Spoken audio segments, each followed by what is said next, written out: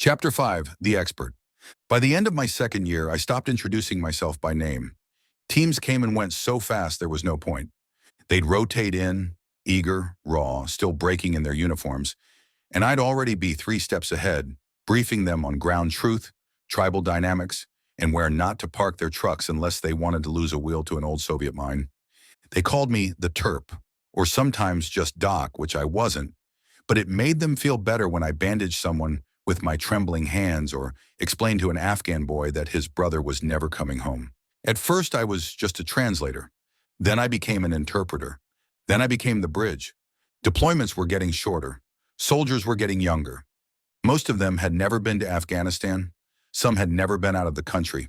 One kid, barely 20, freckles still fresh, asked me if we needed passports to cross into the green zone. I didn't laugh. I couldn't. Because it wasn't funny, it was terrifying. These weren't bad men, they were brave, but they were being thrown into a 1,000-year war with PowerPoints and 5 weeks of coin training. And when the doctrine failed, and it always did, they turned to me. I wasn't trained in counterinsurgency. I didn't have a rank, but I knew what a funeral procession looked like in Helmand. I knew which district chiefs were Taliban after sunset. I knew how to tell when a man was lying through a smile. That made me valuable. Dangerously so. Commanders started leaning on me like I was an extension of their staff. I wrote talking points for pressers. I ghost wrote condolence letters in Pashto. I mediated tribal disputes over water rights, opium shipments, even dowries.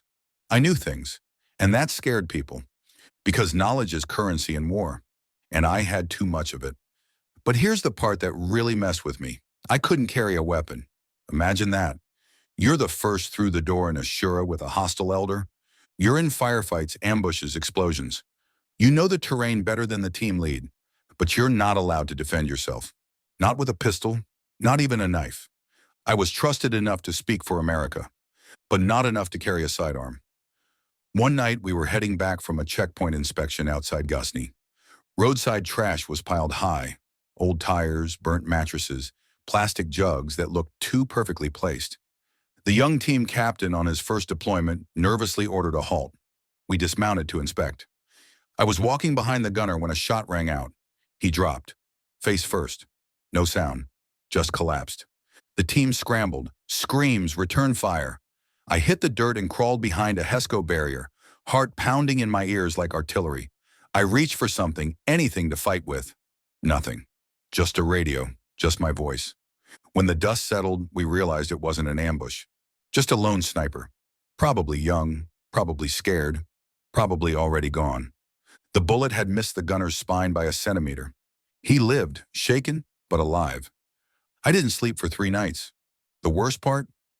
No one outside the FOB ever knew.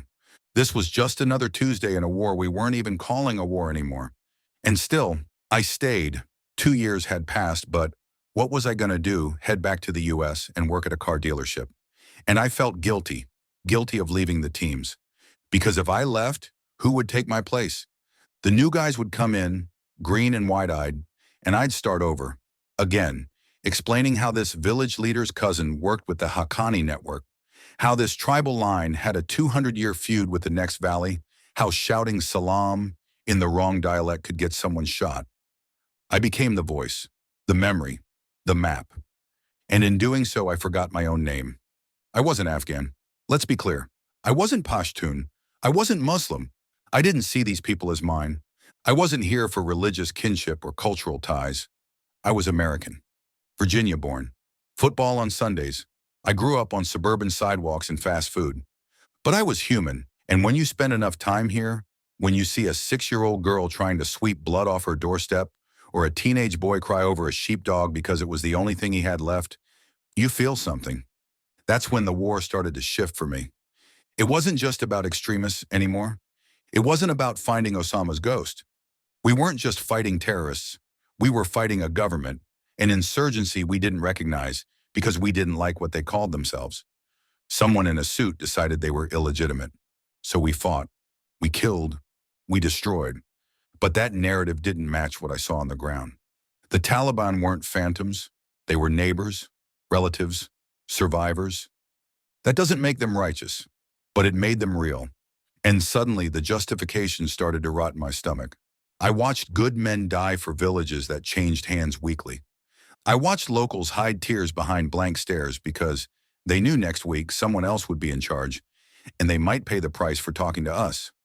I watched our soldiers get crushed under the weight of rules of engagement written by people who never stepped foot here.